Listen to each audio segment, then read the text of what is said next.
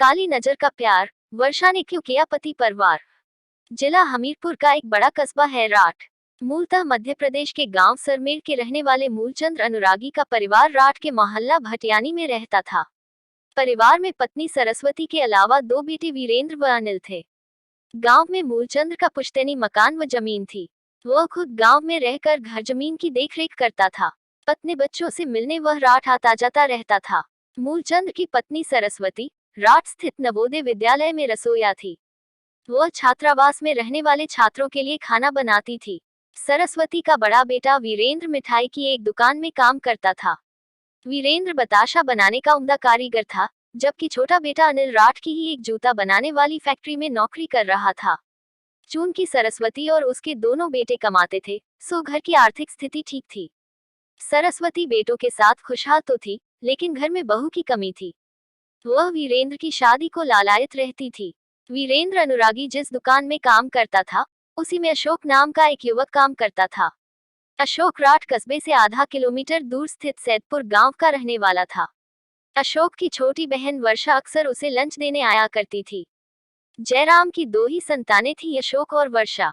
कुछ साल पहले जयराम की मृत्यु हो चुकी थी।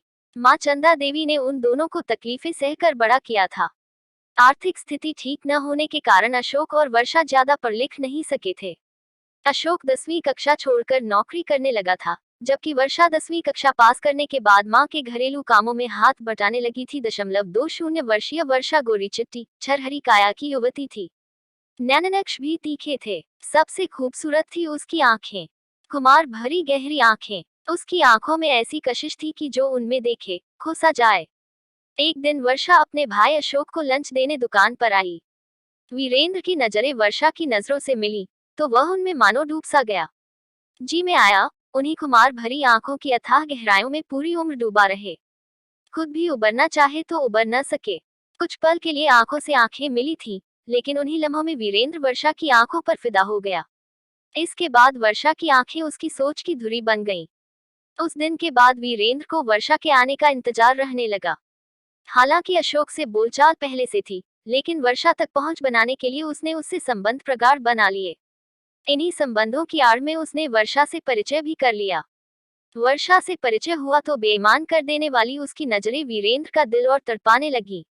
अब वीरेंद्र को इंतजार था उस पल का, जब वर्षा अकेले में मिले और वह उससे अपने दिल की बात कह सके। किस्मत ने एक रोज उसे यह मौका भी मुहैया करा दिया। उस रोज वर्षा भाई को खाना खिला कर जाने लगी, तो ताक में बैठा वीरेंद्र उसके पीछे पीछे चल पड़ा। तेज कदमों से वह वर्षा के बराबर में पहुंचा। वर्षा ने सिर घुमाकर वीरेंद्र को देखा और मुस्कुराने लगी। वीरेंद्र बोला, मुझे तुमसे एक जरूरी बात कहनी है। वर्षा के कदम पहले की तरह बढ़ते रहे। बोलो, मुझे जो कहना है सड़क चलते नहीं कह सकता। सहसा वीरेंद्र की नजर कुछ दूर स्थित पार्क पर पड़ी। चलो, वहां पार्क में बैठते हैं, सुकून से बात हो जाएगी। चलो, वर्षा मुस्कुराई, तुम्हारी बात सुन लेती हूँ। वे दोनों पार्क में जाकर बैठ गए। उसके बाद वर्षा वीरेंद्र से मुखातिब हुई, अब बोलो, क्या कहना है। वीरेंद्र के पास भूमिका बनाने का समय नहीं था, अतः उसने सीधे तौर पर अपनी बात कह दी, तुम्हारी आंखें बहुत हसीन हैं। वर्षा की मुस्कुराहट गाढ़ी हो गई, और मैं, जिसकी आंखें इतनी हसीन हैं, कहने की जरूरत नहीं कि वह कितनी हसीन होगी। वर्षा ने उसे गहरी नजरों से देखा, तुम मेरे हुस्न की तारीफ करने के लिए यहाँ लेकर आए हो या कुछ और कहना है। वीरेंद्र ने महसूस किया कि वर्षा प्यार का सिलसिला शुरू करने के लिए उकसा रही है, अतः उसके दिल की बात जुबान से बयां हो गई, तुम मुझे बहुत अच्छी लगती हो, मुझे तुमसे प्यार हो गया है। कुछ देर तक वर्षा उसकी आंखों में देखती रही, फिर आहिस्ता से बोली, प्यार ही तो ऐसी चीज है जिस पर न दुनिया का कोई कानून लागू नहीं होता, न इसे दबाया या छिपाया जा सकता है। लेकिन प्यार के कुछ तकाजे भी होते हैं। वीरेंद्र ने धड़कते दिल से पूछा, कैसे तकाजे। वफा, ईमानदारी और जिंदगी भर साथ निभाने का जज्बा। वीरेंद्र समझ गया कि वर्षा कहना चाहती है कि वह उसका प्यार कबूल तो कर सकती है, मगर शर्त यह है कि उसे शादी करनी होगी। उस वक्त वीरेंद्र के सिर पर वर्षा को पाने का जुनून था, सो उसने कह दिया, मैं टाइम पास करने के लिए तुम्हारी तरफ प्यार का हाथ नहीं बढ़ा रहा हूँ, बल्कि संजीदा हूँ। मैं तुमसे शादी करके वफा और ईमानदारी से साथ निभाऊंगा। दरअसल वर्षा अपनी मां की मजबूरियां जानती थी। चंदा देवी ने बहुत तकलीफें उठाकर पति का इलाज कराया था। इलाज में उस पर जो कर्ज चढ़ा था, उसकी भरपाई होने में बरसों लग जाने थे। परिवार में कोई ऐसा न था जो युवा हो चुकी वर्षा के भविष्य के बारे में सोचता। माँ बेटी को दुल्हन बनाकर विदा कर पाने की हैसियत में नहीं थी। छोटा भाई अशोक खुद अपनी जिम्मेदारियों से जूझ रहा था, अतः वर्षा को अपने भविष्य का निर्णय स्वयं करना था। वर्षा 20 साल की भरी पूरी युवती थी। उसके मन में किसी का प्यार पाने और स्वयं भी उसे टूटकर चाहने की हसरत थी। मन में इच्छा थी कि कोई उसे चाहने वाला मिल जाए तो वह जीवन भर के लिए उसका हाथ थाम ले। इस तरह उसका भी जीवन संवर जाएगा और वह भी अपनी गृहस्थी, पति व बच्चों में रमी रहेगी। लोग गलत नहीं कहते, इश्क पहली नजर में होता है। वर्षा के दिल में भी तब से हलचल मचनी शुरू हो गई थी जब वीरेंद्र से पहली बार उसकी नजरें मिली थीं। वर्षा की आंखें खूबसूरत थीं, तो वीरेंद्र की आंखों में भी प्यार ही प्यार था। उस पल से ही वीरेंद्र वर्षा की सोच का केंद्र बन गया था। वर्षा ने जितना सोचा उतना ही उसकी ओर आकर्षित होती गई। वर्षा का मानना था कि वीरेंद्र अच्छा और सच्चा आशिक साबित हो सकता है। उसके साथ जिंदगी मजे से गुजर जाएगी।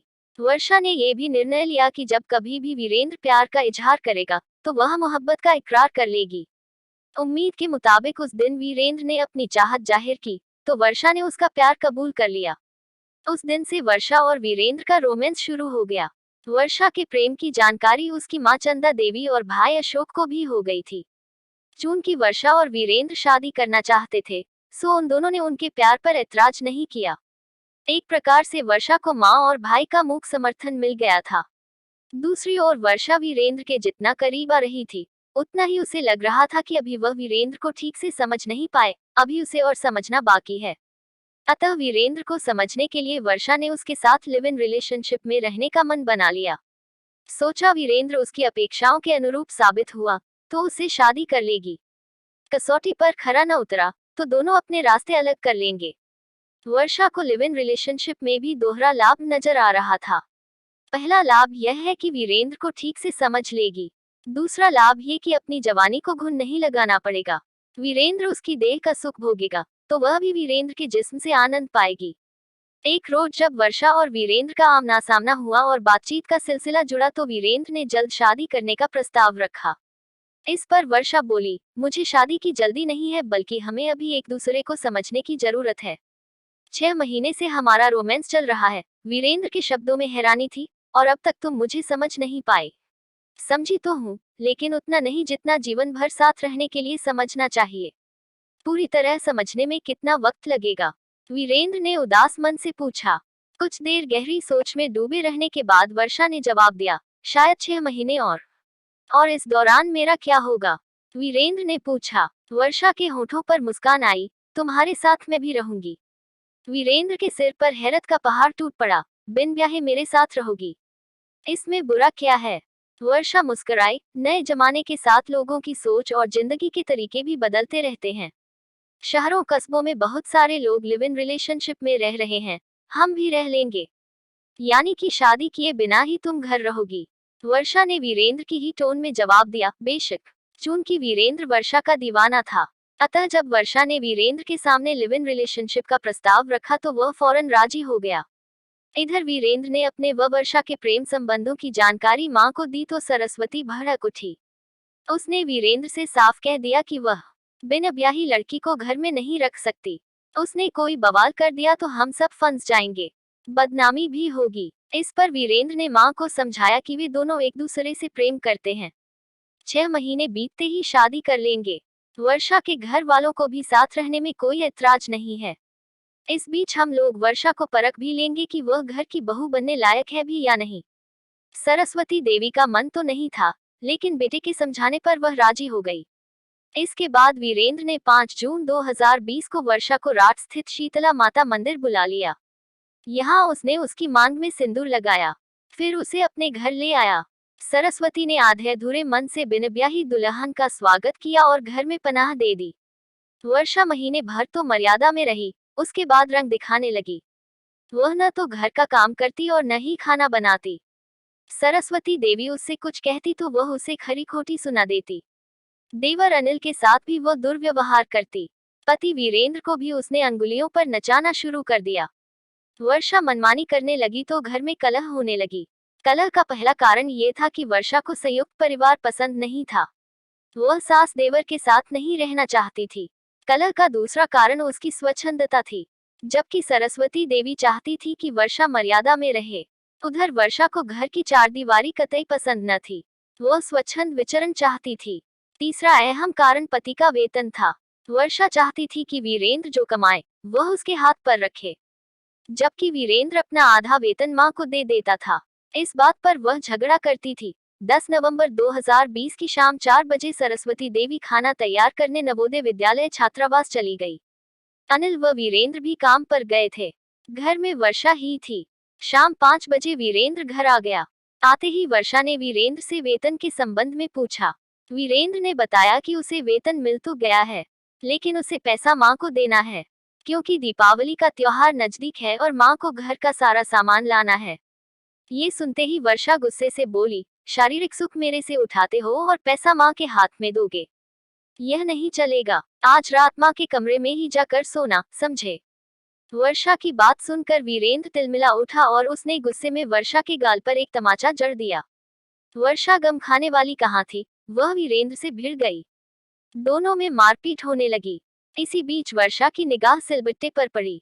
उसने सिल का बट्टा उठाया और वीरेंद्र के सिर पर प्रहार कर दिया।